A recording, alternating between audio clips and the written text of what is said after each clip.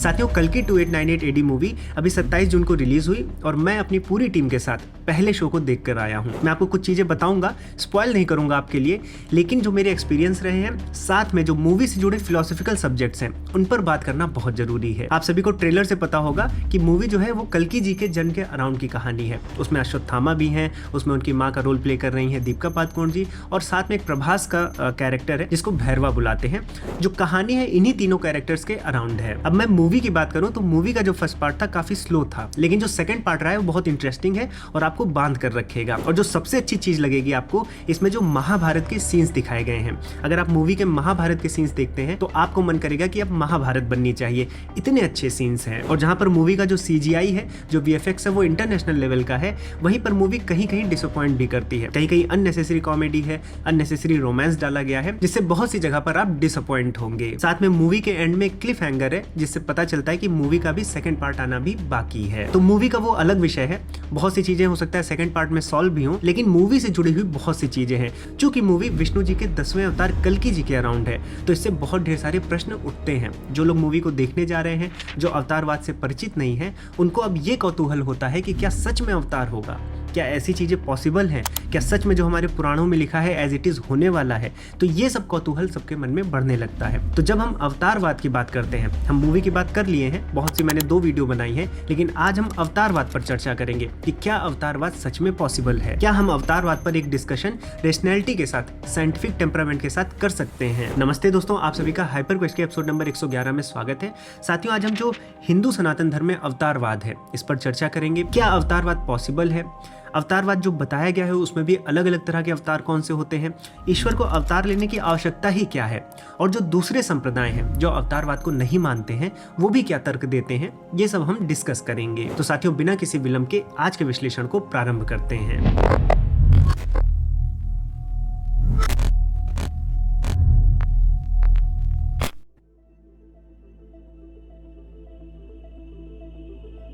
तो साथियों, इस विश्लेषण को प्रारंभ करने से पहले हम अवतार शब्द को समझ लेते हैं। अवतार शब्द बना है त्रिधातु और अव उपसर्ग से। अगर आप अव उपसर्ग को देखें तो अव का अर्थ होता है नीचे की तरफ, जैसे आप अवगमन देखते हैं तो नीचे की तरफ जाना, या फिर अवशेष देखते हैं तो जो नीचे बचा रहता है, या फिर आप अवगुणों की बात करते हैं तो अवगुण कौन से गुण होते हैं? जो निकृष्ट स्तर के गुण होते हैं। आपके जो गंदे गुण होते हैं उनको अवगुण कहा जाता है।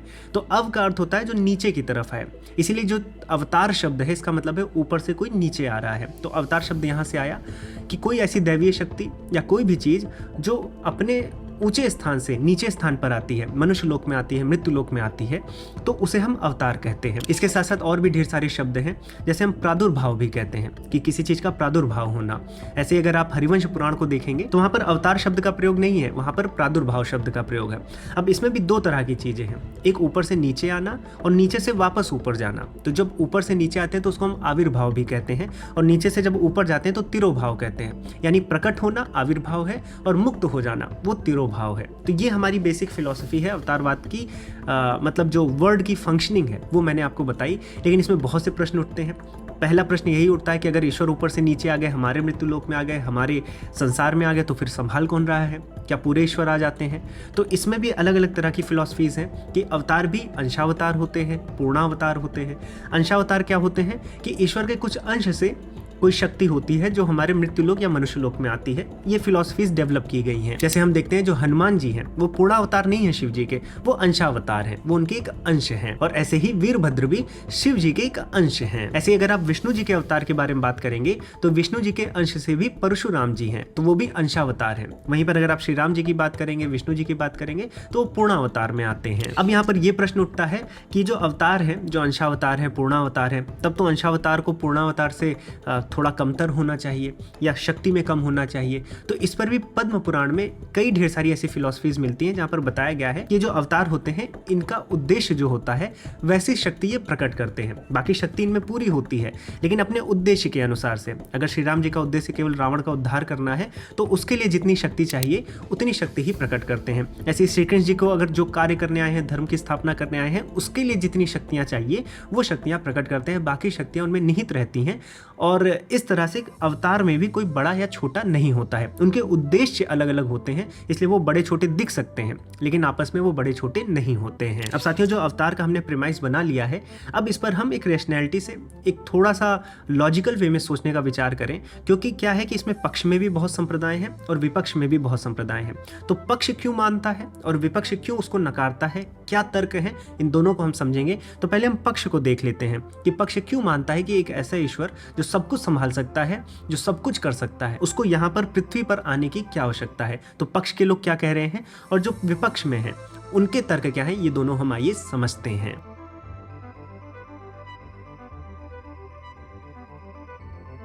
साथियों, जब हम अवतारवाद को समझने जाते हैं और अगर हमें अवतारवाद के पीछे कोई लॉजिक ढूंढना है और अगर समझना है कि क्यों अवतारवाद हो सकता है, तो या तो ये तभी संभव है जब कोई ईश्वर है या कोई क्रिएटर है जिसने इस पूरे यूनिवर्स को बनाया, इस पूरे सिस्टम को बनाया। अब उनका इस सिस्टम में कोई हस्तक्षेप नहीं हो सकता। अब अगर उनको इसमें कुछ चेंज करना है या किसी की लाइफ में कुछ चेंज करना है या कोई इवेंट बदलने हैं, तो उनको डायरेक्टली इस सिस्टम के अंदर ही आना पड़ेगा, क्योंकि वो बाहर से ये चीज़ नहीं कर सकते। अगर ऐसा कोई सिस्टम है तब तो हम मान सकते हैं कि फिर उस शक्ति को जिसने इस सिस्टम को बनाया है, और अगर ये सिस्टम सेल्फ ड्रिवन है, ऑटोमेटेड है, इसके कुछ अपने नियम है, तो इस नियम के अंदर अगर वो चेंज नहीं कर सकते हैं तो उनको इस सिस्टम के अंदर ही आना पड़ेगा और चीज़ों को चेंज करना पड़ेगा। तो ये जो दो थॉट प्रोसेस है कि ईश्वर सब कुछ कर सकता है अपनी ही जगह से, अगर हम ऐसा मानते हैं तब तो फिर ईश्वर को अवतार लेने की कोई आवश्यकता नहीं है। हाँ, उनकी इच्छा है, ऐसा कोई चीज़ होता हो कि ईश्वर में अपनी इच्छा होती है, वो डिफरेंट सब्जेक्ट है, फिर उसमें हम डिफरेंट तर्क निकलेंगे, डिफरेंट कॉन्सेप्ट्स निकलेंगे और वहाँ पर अलग डिबेट होगी। लेकिन अगर ईश्वर हस्तक्षेप नहीं कर सकता हमारे जीवन में कि हम जो मांगे वो तुरंत हमें मिल जा रहा है, प्रार्थना जैसी चीज़ें हो गई, या फिर हमने ईश्वर के लिए ये चीज़ किया है और ईश्वर, मतलब वो जो बिजनेस डील टाइप का लोग करते हैं, अगर ऐसा कुछ है तब तो अवतार की कोई आवश्यकता ही नहीं है। ईश्वर तो फिर वहां से ही सब कुछ कर सकते हैं, उनको हमारे बीच में आने की ज़रूरत क्या है। लेकिन अगर हमारे बीच में आ रहे हैं तो हो सकता है कि जो सिस्टम है, इसके कुछ जो नियम है, उनमें अगर कुछ ग्लिच आता हो, उनमें कोई चीज़ें चेंज करनी हो, या जो सिस्टम है, जो नियम है, ये अपने आप में ऐसे इवॉल्व होते हों कि कुछ गलत चीज़ें बढ़ जाती हों, उनको सही करना है तो सिस्टम के अंदर आते हों, ऐसा हो सकता है। और जरूरी नहीं है कि ईश्वर ही आ रहे हों, कोई माध्यम हो सकता है। जैसे अगर हम एक सिमिली लें कि आपके माता पिता आपको जन्म देते हैं, अब आपके माता पिता कायदे से आपके क्रिएटर हैं, लेकिन अगर आपके शरीर में जो एक नियम है, उस नियम से आपका शरीर बढ़ता है, पोषित होता है, बहुत सी चीजें चलती हैं, उस पर आपका कंट्रोल नहीं है, चाहे वो फेफड़ों का काम हो, हृदय का काम हो, बहुत ढेर सारे अंग स्वतः स्वचालित रहते हैं। लेकिन जब उसमें कोई गलत होता है, कोई ऐसी कोशिका होती है कुछ गलत बिहेव करने लगती है, तो आप क्या करते हैं, फिर आप किसी मशीन को या किसी दवा को शरीर के अंदर डालते हैं और वो जाके उसको करेक्ट करती है। तो अगर इस तरह का सिस्टम है कि कोई क्रिएटर है जिसने एक सिस्टम बनाया है, ये सिस्टम स्वयं में खुद चलता है, खुद इसके नियम है, लेकिन इसके नियम ऐसे हैं कि कहीं पे कुछ गड़बड़ हो सकती है, तो ईश्वर किसी माध्यम से, किसी माध्यम को इस सिस्टम में भेजता है जिससे उस गड़बड़ को सॉल्व किया जा सके। अगर इस तरह का एक लॉजिकल कॉन्सेप्ट हम देखें तब हम अवतारवाद को समझ सकते हैं। लेकिन अगर ईश्वर बाहर से ही, अगर मैं माता पिता होते हुए अपने बच्चे को बाहर से ही कुछ कहकर, कुछ बोलकर उसके शरीर के रोग को सही कर सकता हूं, तो मुझे किसी दवा की जरूरत नहीं है। तो यहाँ पर ईश्वर में ये कोई अगर कमी है कि वो बाहर से सिस्टम को इन्फ्लुएंस नहीं कर पा रहे, तब उन्हें अंदर कुछ ना कुछ भेजना पड़ेगा, कोई ना कोई माध्यम भेजना पड़ेगा, उसे हम अवतार कह सकते हैं। और इसके लिए अगर आप एग्जाम्पल्स को देखें तो अगर आप भगवत गीता भी पढ़ेंगे तो उसमें 3 अध्याय के 5वें श्लोक में श्री कृष्ण जी बताते हैं कि प्रत्येक क्षण अगर इस प्रकृति में जो भी पदार्थ है, जो भी जीव है, वो प्रत्येक क्षण इस प्रकृति के नियमों से बंधा हुआ है, और चूंकि इस प्रकृति के नियमों से बंधा है इसलिए उसको वैसे ही कार्य करने पड़ते हैं। अगर आपको कुछ अच्छा करना है तो पहले प्रकृति को समझना पड़ेगा, और चूंकि प्रकृति आपको प्रवृत्ति में लगाती है इसलिए निवृत्ति, प्रकृति से निवृत्ति ही मुझसे आपको जोड़ सकती है। यानी अगर आप सिस्टम को ही सब कुछ मान लेंगे तब ईश्वर तक नहीं पहुंचेंगे। अगर सिस्टम से आप विरक्त होते हैं, जिसको हम निष्काम कार्य बोलते हैं, तब आप ईश्वर को समझ सकते हैं। ऐसा कुछ इस श्लोक में बताया गया है। तो अगर आप ये मानते हैं कि एक प्रकृति है जो सीधे सीधे हमें नियंत्रित करती है, ईश्वर हमें नियंत्रित नहीं करता, तब आप अवतारवाद की तरफ बढ़ सकते हैं।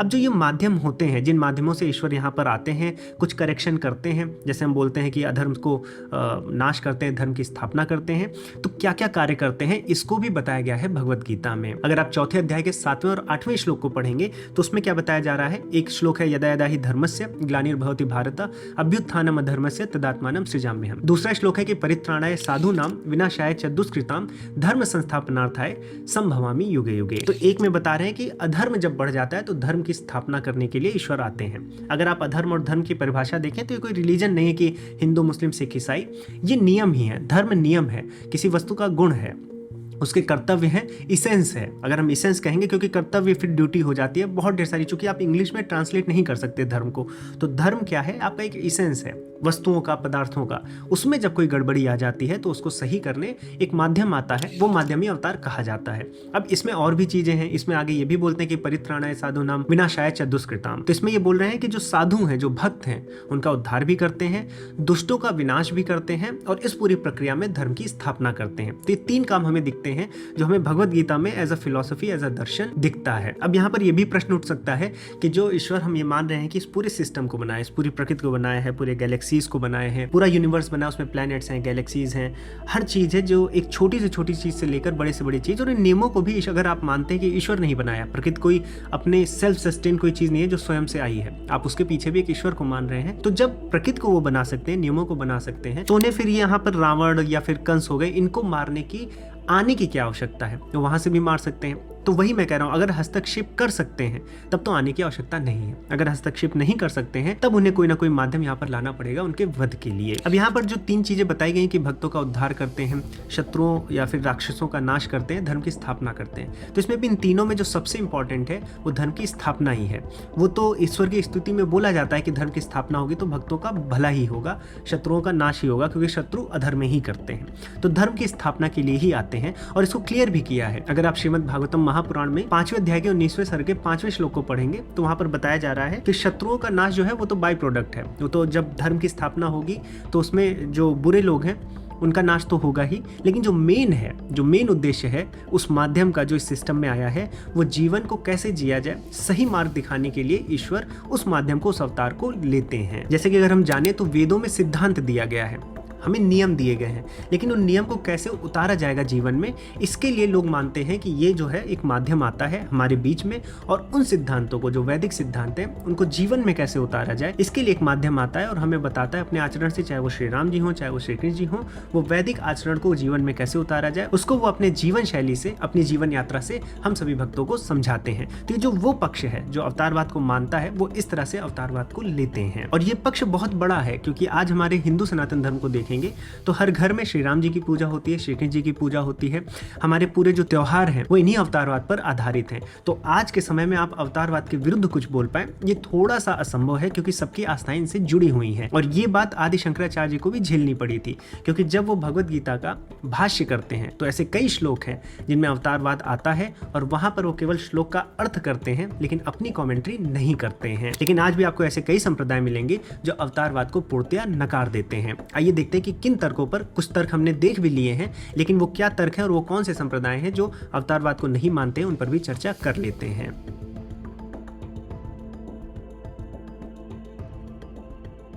साथियों, भारतवर्ष एक ऐसी भूमि रही है जिसकी छत्र छाया में बहुत ढेर सारे विरोधी विचार भी पनपे हैं। सब एक साथ रहते थे, भले एक दूसरे से डिबेट्स और शास्त्रार्थ के माध्यम से वैचारिक लड़ाई लड़ते थे, लेकिन गुरु शिष्य परंपरा से अपने अपने विचारों को आगे बढ़ाए हैं। चाहे वो पुराणों की अवतारवाद की धारणा हो, या फिर हम अद्वैत की बात करें, द्वैत की बात करें, या बौद्ध दर्शन की बात करें, सब इसी भारत भूमि पर पनपे हैं, और हमें इन सभी दर्शनों को बहुत खुले विचारों से समझना चाहिए, जिससे हम कुछ नई बातों को भी जन्म दे सकें। और इसी उद्देश्य की पूर्ति के लिए हम अपने शिक्षणम ऐप पर सभी दर्शनों को, उपनिषदों को पढ़ा रहे हैं। अगर आपको इन विषयों में रुचि है तो आप वहां पर इन कोर्सेज में एनरोल करके पढ़ सकते हैं। वहां पर ऑलरेडी 50,000 से भी ज्यादा विद्यार्थी दैनिक रूप से संस्कृत भाषा भी सीख रहे हैं और इन दर्शनों को पढ़ भी रहे हैं। और साथियों, आपके लिए बहुत अच्छा समय है, हर मंथ के एंड में हम एक सेल करते हैं जिसमें आपको 20% का डिस्काउंट भी दिया जाता है। तो अगर आप N20 कूपन कोड को यूज करेंगे तो जिस भी विषय को आप पढ़ना चाहते हैं उस विषय पर आपको 20% का डिस्काउंट मिल जाएगा। साथ में सारे के सारे कोर्सेज आपको लाइफ टाइम के लिए अवेलेबल कराए जाते हैं, जिसका मतलब होता है कि न केवल आपके पास पूरे जीवन भर उस कोर्स का एक्सेस रहेगा, बल्कि आप आजीवन हमसे कोई भी प्रश्न पूछ सकते हैं। तो साथियों, आज ही आप शिक्षणम से जुड़े, हमारा आपको पूरा सपोर्ट रहेगा। लिंक आपको नीचे डिस्क्रिप्शन बॉक्स और कमेंट सेक्शन में मिल जाएगी। साथियों, अब आइए अवतारवाद के विरोध में क्या तर्क दिए जाते हैं उसको समझते हैं। साथियों, जब हम आज हिंदू सनातन धर्म की बात करते हैं तो हमें लगता है कि श्री राम जी और श्री कृष्ण जी वो प्रमुख स्तंभ हैं जिन पर हिंदू सनातन धर्म खड़ा हुआ है। लेकिन हिंदू सनातन धर्म की अगर आप फिलॉसफी देखेंगे तो अलग अलग तरह की फिलॉसफी रही है। मोस्टली वैदिक जो विचारधारा है उसको ही प्रिजर्व किए जाने की बात होती है, लेकिन श्री राम जी और श्री कृष्ण जी भी उतना ही अभिन्न अंग है हिंदू सनातन धर्म का आज के समय में जितना वैदिक सनातन धर्म के जो वैदिक विचार हैं। इसमें जब हम महर्षि दयानंद सरस्वती जी की बात करते हैं जिन्होंने आर्य समाज की स्थापना की थी, वो अवतारवाद को मिथक मानते थे।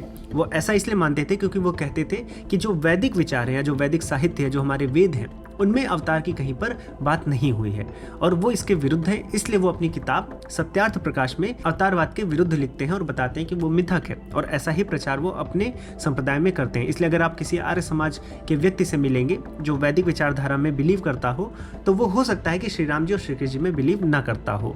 लेकिन आपको आर्य समाज में ऐसे व्यक्ति भी मिलेंगे जो श्री राम जी और श्री कृष्ण जी के अस्तित्व को तो मानते हैं, लेकिन उनको ईश्वर नहीं मानते, महापुरुष मानते हैं या भगवान मानते हैं। उनकी भगवान की जो परिभाषा है वो डिफरेंट हो जाती है। फिर वो भगवान मतलब वो जो भाग्यवान हो, फिर उनके वो अलग अलग तरह की जो चीज़ें हैं, वो सब चीज़ें जिस व्यक्ति के पास होती है उसको भगवान का दर्जा मिलता है। वो लेकिन ईश्वर तत्व नहीं होता, वो महापुरुष होता है। और इसीलिए जब महर्षि दयानंद सरस्वती जी श्री राम जी या श्री कृष्ण जी पर बात करते हैं तो वो ये मानते हैं कि श्री राम जी एक अच्छे महापुरुष थे, श्री कृष्ण जी एक राजा थे, अच्छे महापुरुष थे, और उन्होंने प्रजा के लिए, जनता के लिए बहुत श्रेष्ठ कार्य किए। और वो ये कहते हैं कि चूंकि उन्होंने श्रेष्ठ कार्य किए हैं, हम उनको भगवान मान सकते हैं, क्योंकि कहा ही गया है कि परोपकार से सताम विभूतियाँ। जो परोपकार करते हैं, अच्छा करते हैं, प्रजा के लिए अच्छा करते हैं, वो संत ही होते हैं, वो भगवान ही होते हैं। लेकिन यहाँ पर आप कंफ्यूज मत होइए, ये वो भगवान नहीं है जो हम भगवान मानते हैं श्री राम जी श्री कृष्ण जी को, जो हम अवतारवाद लेते हैं। यहाँ पर भगवान की जो परिभाषा है वो अलग है। इसीलिए आप देखिए कि बहुत से साधु संतों के साथ भी भगवान लगाते हैं। अगर आप वैदिक साहित्यों को पढ़ेंगे तो वहाँ पर जो आचार्य थे, जो आध्यात्मिक पुरुष होते थे, जो अच्छे पुरुष होते थे, उनको भगवंत कहा जाता था। यानी कि उनके पास जो भी अच्छी चीज़ें हैं, जो अच्छे गुण हैं, चाहे वो ऐश्वर्य हो, धन हो, सौंदर्य हो, वो सभी चीज़ें उनके पास हैं, इसलिए उनको भगवान कहा जा रहा है। वो परमेश्वर नहीं है। तो आर्य समाज अगर श्री राम जी और श्री कृष्ण जी को मानता भी है तो वो परमेश्वर नहीं मानता। अब यहाँ पर हम उनके द्वारा जो कुछ तर्क प्रस्तुत किए जाते हैं उनको भी देखते हैं। तो साथियों, सबसे पहला तर्क यही आता है कि जब ईश्वर अजन्मा होते हुए, जब बार बार कहा गया, भगवत गीता में भी कहा गया है कि मैं अजन्मा हूँ, जब अजन्मा होते हुए सृष्टि का जन्म कर सकता है, प्रलय कर सकता है, इतनी बड़ी बड़ी चीज़ें बना सकता है, और हमारे जो अस्तित्व है, अगर हम अपने पॉइंट ऑफ व्यू से हर चीज़ सोचने लगेंगे तो हम अपने सौर मंडल में भी अकेले हैं। हमारी पृथ्वी पर जो हमारा जीवन है वो इतना नगण्य है। हमारे सौर मंडल, आप गैलेक्सी और यूनिवर्स को तो छोड़ ही दीजिए, हम अपने सौर मंडल में इतने अकेले हैं। हम अपने आप को सेंट्रलाइज्ड फोर्स मानते हैं, अपने आप को सेंटर में रखते हैं और ये चाहते हैं कि कोई ईश्वर है जो पृथ्वी पर आता है।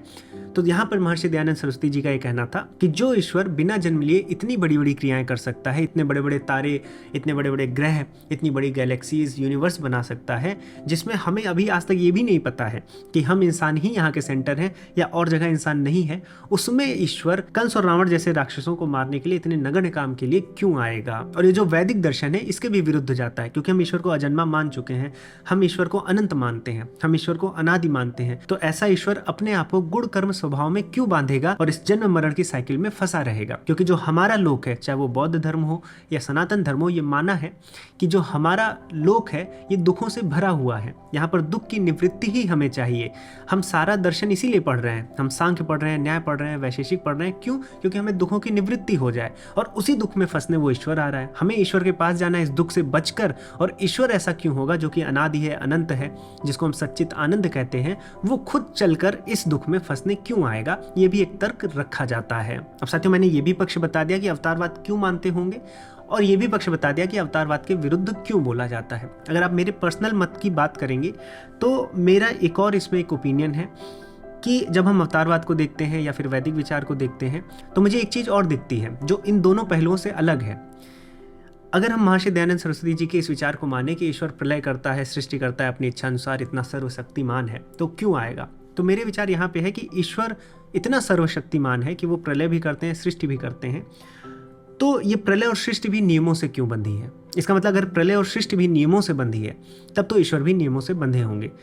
क्योंकि आप देखिए, जब भी जन्म होता है यूनिवर्स का और जब भी अंत होता है तो उसमें भी नियम होते हैं, नियमबद्ध ही चीज़ें चलती हैं और उसमें भी एक समय लगता है। वो समय बहुत से लोग तर्क कर सकते हैं कि कम लग सकता है, ज़्यादा लग सकता है। मुझे जो फील हो रहा है 13 बिलियन ईयर्स, 14 बिलियन ईयर्स, ईश्वर के लिए एक कुछ और समय की यूनिट होगी, लेकिन फिर भी समय लगता है। और उसमें भी जो क्रियाएं होती हैं वो भी नियमबद्ध हैं, इसीलिए हम उस क्रिया को पढ़ पाते हैं, विज्ञान के थ्रू समझ पाते हैं। तो अगर ये क्रियाएं नियमबद्ध हैं तो ईश्वर भी नियमबद्ध हो गया। अब जैसे हमारे प्रधानमंत्री जी हैं, कहने को तो हम कह सकते हैं कि वो सबसे शक्तिशाली नेता है, लेकिन वो बहुत सी चीज़ें नहीं कर सकते हैं। वो लोकतंत्र से बंधे हैं, वो संविधान से बंधे हैं। तो जब आप ये कहते हैं कि ईश्वर सर्वशक्तिमान है और प्रलय और सृष्टि करता है, तो वहाँ पर ये भी मेरा विचार आता है कि ईश्वर सर्वशक्तिमान नहीं हुआ, क्योंकि प्रलय और सृष्टि अपने आप अपने समय में अचानक से चमत्कार से नहीं होती है। हर चीज़ समझी जा सकती है विज्ञान के थ्रू, और जब हर चीज़ विज्ञान के थ्रू समझी जा सकती है, विज्ञान भी ईश्वर का ही पार्ट है। अगर हम ईश्वर मानते हैं तो अगर विज्ञान के थ्रू समझी जा सकती है, इसका मतलब ये है कि वहाँ पर नियम है, और जब नियम है तो ईश्वर भी नियमों से बंधा हुआ होगा। तो मेरे जो विचार हैं अभी वो धीरे धीरे बढ़ रहे हैं आगे, तो मैं इस पर कुछ कार्य और करूँगा। इसीलिए कुछ विचार मैंने अपनी एक और वीडियो में दिए थे, जहाँ पर मैंने ये समझने का प्रयास किया था कि जो हमारा आज का AI है, अगर हम उससे कंपेयर करके कुछ उत्तरों को पा सकें, तो वो उन विचारों को मैं आगे बढ़ा रहा हूँ। और एक ये नया विचार कि अगर सृष्टि और प्रलय को आप ये मानते हैं कि वो ईश्वर सर्वशक्तिशाली है इसलिए कर पाता है, तो मेरे एक विचार ये भी है कि सृष्टि और प्रलय जो हैं वो भी नियमों से बंधे हुए हैं, तो ईश्वर भी फिर नियमों से बंधा होगा।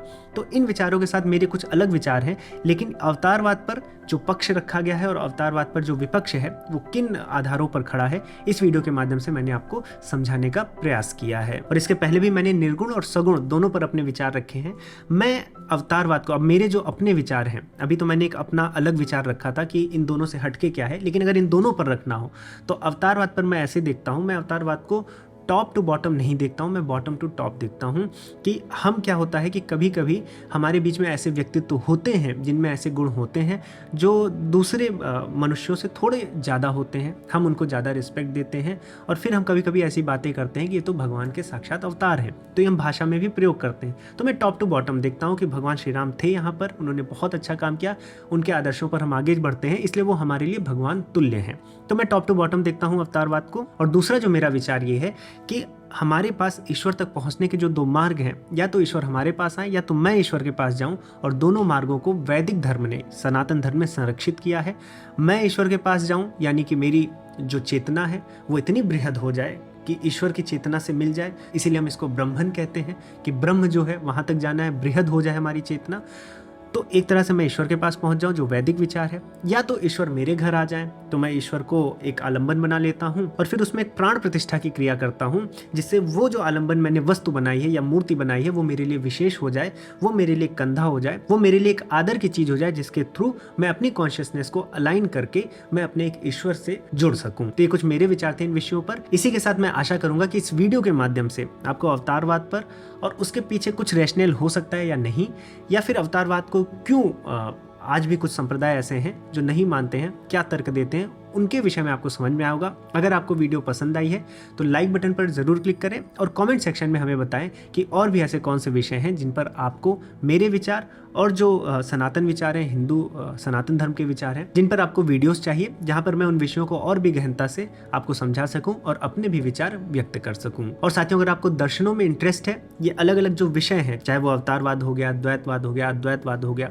या फिर हमारे जो बेसिक 6 फिलॉसफीज हैं, सांख्य, न्याय, वैशेषिक, अगर इन सबको पढ़ना है, अगर आपको इन सबको समझना है, जहां पर मैं डिटेल में बात कर सकूं, तो आप हमारे शिक्षणम से जुड़ सकते हैं। अभी मंथ एंड सेल भी चल रहा है, तो आप उसका लाभ भी उठा सकते हैं और कोर्सेज पर कुछ डिस्काउंट भी अवेल कर सकते हैं। साथियों, अगर आपने चैनल को सब्सक्राइब नहीं किया तो चैनल को भी सब्सक्राइब कर लें, क्योंकि ऐसे जो फिलोसॉफिकल विषय हैं, जो दार्शनिक विषय हैं, उन पर अलग अलग तरह से हमने बहुत ढेर सारी वीडियोस बनाई हैं, तो ये आपको चैनल पर मिल जाएंगी, और जो नई वीडियोस हम बनाते हैं वो भी आपको समय से मिल जाएंगी। साथियों, मैं इसी के साथ इस वीडियो को, इस विषय को यहीं पर दूंगा विराम। अब मैं मिलूंगा नए टॉपिक के साथ नई वीडियो में, तब तक के लिए जय श्री राम।